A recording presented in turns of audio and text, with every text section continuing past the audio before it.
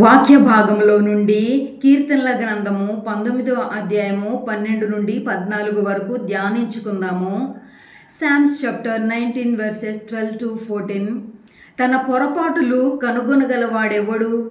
నేను రహస్యముగా చేసిన తప్పులు క్షమించి నన్ను నిర్దోషినిగా తీర్పుము. దురభిమాన పాపములలో పడకుండా నీ సేవకుణ్ణి ఆపుము.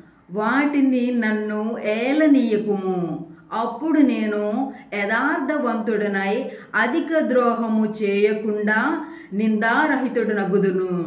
యెహోవా నా ఆశ్రయదుర్గమా, నా విమోచకుడా, నా నోటి మాటలను నా హృదయ ధ్యానమును నీ దృష్టికి అంగీకారమగునుగాక.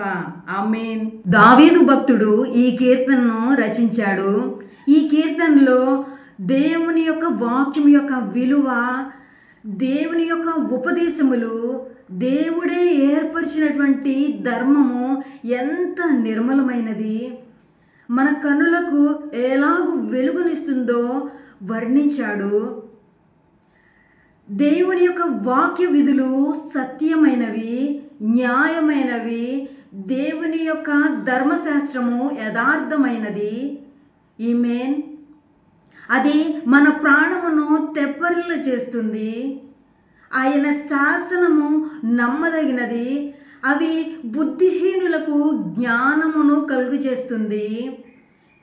యెహోవా న్యాయ విధులు బంగారము కంటే, మేలిమి బంగారము కంటే కోరదగినవి. దేవుని యొక్క వాక్యము తేనె కంటే, జుంటి తేనె దారల కంటే మధురమైనది. దేవుని యొక్క వాక్యము వలన నీ సేవకునైన నేను హెచ్చింపబడతానని భక్తుడు దేవుని స్తుతిస్తున్నాడు. దేవునికి స్తోత్రం. దేవుని యొక్క వాక్యము మనతో మాట్లాడుతుంది. మనలో తప్పులు, పొరపాట్లను, మనం చేసే పాపములను ఎత్తి చూపుతుంది. దేవుని యొక్క వాక్యము వలన హెచ్చరిక నొంది మనల్ని మనము సరిచేసుకోగలుగుతాము. ఆమేన్. మనల్ని మనము సరిచేసుకొని తప్పులను దిద్దుకుంటాము. క్రమశిక్షణ నేర్చుకుంటాము. దేవుని వాక్యము వినాలి, దానిని గైకొనాలి. దేవుని వాక్యము విని గైకొనటం వల్ల గొప్ప లాభము కలుగుతుందని కీర్తనాకారుడు అంటున్నాడు. ఆమేన్. దేవుని వాక్యము దీవారాత్రములు ధ్యానిస్తే పాపముల నుండి విడిపింపబడతాము, పరిశుద్ధత, దైవభక్తి పొందుకుంటాము. వాక్యము నీ హృదయంలో సమృద్ధిగా ఉంటే నీవిక అతిక్రమము చేయవు. నీవు కుడికి కానీ ఎడమకు కానీ తొలగవు. నీ అడుగులు జారవు. దేవునిలో చక్కగా కట్టబడతావు. రహస్య పాపములు అనే ఈ మెసేజ్ ద్వారా పరిశుద్ధాత్ముడు మనలో ప్రతి ఒక్కరిని సరిచేయాలని ప్రార్థన చేస్తున్నాను. పాపములు ఎన్నో రకాలు. కొందరు అందరి ముందు ప్రత్యక్షంగా పాపం చేస్తారు. కొందరు ఎవరికీ తెలియకుండా పరోక్షంగా, రహస్యంగా చేస్తారు. పాపము ప్రత్యక్షంగా చేసినా, రహస్యంగా చేసినా అది పాపమే. పాపమునకు శిక్ష తప్పించుకోలేము. రహస్యముగా పాపములు చేసి దేవుని యొక్క కన్నులను కప్పలేము. ఎందుకంటే మన దేవుడు చూచుచున్న దేవుడు. ఆమేన్. ఆయన అగ్నిజ్వాలల వంటి నేత్రములు గలవాడు. ఆయన కనులకు మరుగైనది ఏదీ లేదు. ఆయన మన హృదయమును పరిశోధిస్తాడు, మన అంతరేంద్రియాలను పరీక్షించే దేవుడు. ఆమేన్. హల్లెలూయా.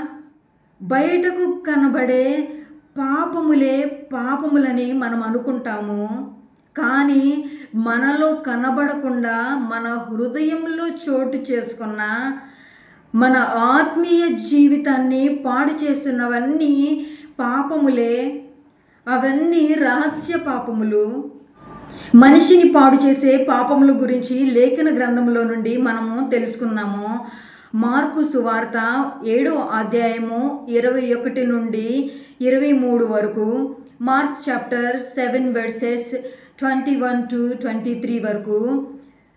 లోపల నుండి అనగా మనుషుల హృదయములో నుండి దురాలోచనలు, జారత్వములు, దొంగతనములు, నరహత్యలు, వ్యభిచారమును, లోభమును, చెడుతనమును, కృత్రిమమును, కామ వికారమును, మత్సరమును, దేవదూషణయు, అహంభావమును, అవివేకము వచ్చును. ఈ చెడ్డవన్నీయు లోపల నుండియే బయలు వెళ్ళి మనిషిని అపవిత్రం చేయును అని లేఖన గ్రంథము తెలియపరుస్తుంది.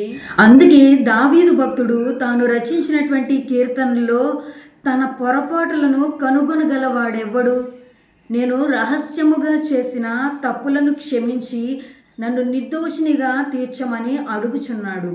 నేను దురాభిమాన పాపములో పడకుండా నన్ను ఆపమని దేవుణ్ణి ప్రార్థిస్తున్నాడు. అధిక ద్రోహము చేయకుండా నన్ను ఆపమని దేవుణ్ణి వేడుకుంటున్నాడు. మనం కూడా దేవుణ్ణి అనుదినము వేడుకోవాలి. ఇతరుల పొరపాటులను తేలికగా గుర్తిస్తాము, కానీ మన పొరపాటులు మనకి కనిపించవు. తప్పులెన్ను వారు తమ తప్పులను ఎరుగరు. దేవుని యొక్క వాక్యం అనే అర్థములో మన తప్పులను సరిచేసుకోవాలి. 19వ కీర్తనలో దావీదు భక్తుడు రహస్య పాపములు, పొరపాటులు, దురభిమాన పాపములు, అధిక ద్రోహము అంటున్నాడు. తప్పులు ఇన్ని రకాలా?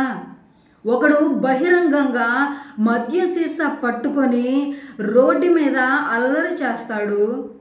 మరి ఒకడు పరిశుద్ధుడు అనే ముసుగు వేసుకొని పాపం చేస్తాడు. తెల్లని అంగీ ధరించుకొని దేవుని యొక్క వాక్యాన్ని బోధిస్తూనే చీకటి పడగానే తలుపులన్నీ బిగించుకొని రహస్యముగా ఎవ్వరికి కనబడకుండా త్రాగుతాడు. ఎంత భయంకరమో!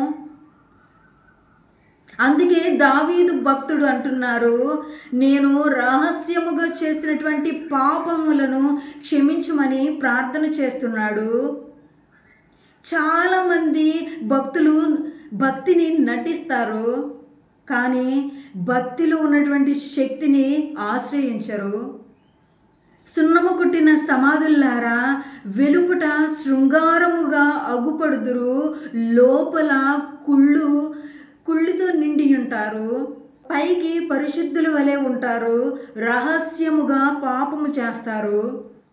దేవుని యొక్క వాక్యము రెండంచులు గల ఆత్మ ఖడ్గము. అది బోధించే వారిని, వినేవారిని సరిచేస్తుంది. దేవుని యొక్క వాక్యము విన్న మనము స్వపరీక్ష చేసుకోవాలి. మనలో రహస్యం పాపములుంటే ఒప్పుకొని విడిచిపెడితే దేవుని యొక్క కనికరాన్ని మనము పొందుతాము. దేవుని యొక్క వాక్యము విని రహస్య పాపములను ఒప్పుకొని విడిచిపెడితే దేవుని యొక్క కనికరమును మనము పొందుతాము. ఈ వాక్యము ద్వారా దేవుడు మనల్ని హెచ్చరిస్తూ ఉంటే మనల్ని మనము ఇంకా అధిక ద్రోహము చేయకుండా, ఊపిలోకి దిగిపోకుండా ఉంటామని అర్థము. మన దేవుడు రహస్యమందు చూచిన తండ్రి. ఆయన మన అంతరంగంలో సత్యమనే కోరుకుంటున్నాడు.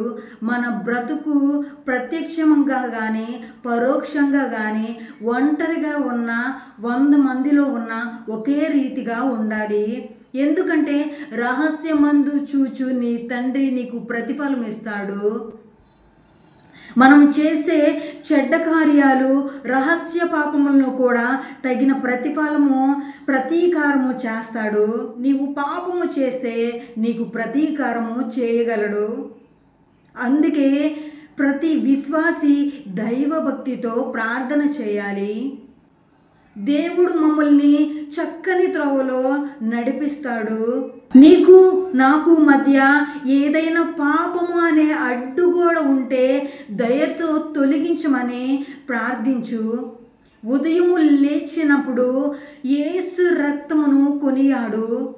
ఈరోజు నీ రక్తము ప్రోక్షించు, నీ దయా కనికరము మాకు దయచేయని ప్రార్థించాలి. కొన్నిసార్లు చిన్న పాపమే కానీ మనం అనుకుంటాము, కానీ అది పెద్ద శాపంగా మారుతుంది. పాపము యొక్క ఆలోచనలు నీలో ప్రవేశించకుండా ఉండాలి అంటే నీవు దైవభక్తి కలిగి ఉండాలి. నేను దైవభక్తి కలిగి ఉండాలి. నేను యథార్థవంతుడనై అధిక ద్రోహము చేయకుండా నిందారహితునిగా చేయమని దావీదు ప్రార్థన చేస్తున్నాడు. దురభిమాన పాపములో పడకుండా నీ సేవకుని ఆపమంటున్నాడు. దురభిమాన పాపము అంటే ఏ వ్యక్తి అయితే దేవుని కంటే ఎక్కువగా ఆరాధిస్తాడో, తనకు కలిగినటువంటి భార్యను బట్టి కానీ, పిల్లల్ని బట్టి కానీ, ధనమును బట్టి కానీ, జ్ఞానమును బట్టి కానీ, ఉద్యోగమును బట్టి కానీ దేవుని కంటే అధికముగా ప్రేమిస్తారో, దేవుని కంటే అధికంగా దేనినైతే ప్రేమిస్తారో అది దురభిమాన పాపమే. దేవుని కంటే మరి దేనినైనా ప్రేమిస్తే, దాన్ని బట్టి నీవు గర్విస్తే అది దురభిమాన పాపము. దీనిని దూరంగా ఉంచమని భక్తుడు ప్రార్థిస్తున్నాడు. అట్టి వాటిలో పడకుండా, అట్టి వాటిని వేలకుండా నాకు సహాయం చేయమంటున్నాడు. మనం కూడా ప్రార్థన చేద్దాము, దేవుని యొక్క సహాయాన్ని వేడుకుందాము. మిగిలిన విషయాలను తర్వాత ఎపిసోడ్లో తెలుసుకుందాము. ప్రార్థన చేసుకొని దేవుని యొక్క దీవెనలను, ఆశీర్వాదాలను మనము పొందుకుందాము. మహాపరిశుద్ధుడైన యేసయ్యా, మమ్మల్ని మిక్కిలిగా ప్రేమించిన పరలోకమందున్న మా తండ్రి, మీకే వందనాలు, స్తుతులు, స్తోత్రాలు చెల్లించుకుంటున్నామయ్యా. ఈ ఉదయకాల సమయంలో మీ పాద సన్నిధి వద్దకు మేము చేరామయ్యా. దేవా, మీకు మాకు మధ్య పాపము అనే అడ్డుగోడ ఉంటే దేవా తొలగించండి అయ్యా. మా కన్నులను తెరవండి, మా ఆధ్యాత్మిక కన్నులను తెరవండయ్యా. నీ వాక్యము జుంటితేనే దారల కంటే మధురమైనది దేవా. అట్టి వాక్యమును అనుసరించి గైకొని దేవా మా జీవితాలను మేము మార్చుకునే కృపను మీరు మాకు అనుగ్రహించండి అయ్యా. మీ వాక్యము ద్వారా ఇప్పటి వరకు మమ్మల్ని బలపరిచినందుకు మీకే వందనాలయ్యా. దేవా, నీ వాక్యము రెండంచులు కలిగినటువంటి ఖడ్గము, వినేవారిని దేవా, చెప్పేవారిని ఇద్దరిని దేవా సరిచేస్తుందయ్యా. నీ వాక్యము ద్వారా మమ్మల్ని మేము సరిచేసుకునే భాగ్యాన్ని మీరు మాకు అనుగ్రహించమని, ఈ కొద్ది మనవులు మీ పాద సన్నిధి వద్ద చేర్చుకోమని త్వరలో రానయ్యున్న యేసయ్య అతి పరిశుద్ధ నామమున ప్రార్థించి అడిగి వేడుకొని పొందుకొని ఉన్నాము తండ్రి. ఆమేన్. యేసు రక్తమే జయము, సిలువ రక్తమే జయము. యేసునామమునకు సంపూర్ణ విజయము కలుగును గాక. అపవాది క్రియలు అనంత నాశనము కలుగును గాక. ఆమేన్, ఆమేన్, ఆమేన్.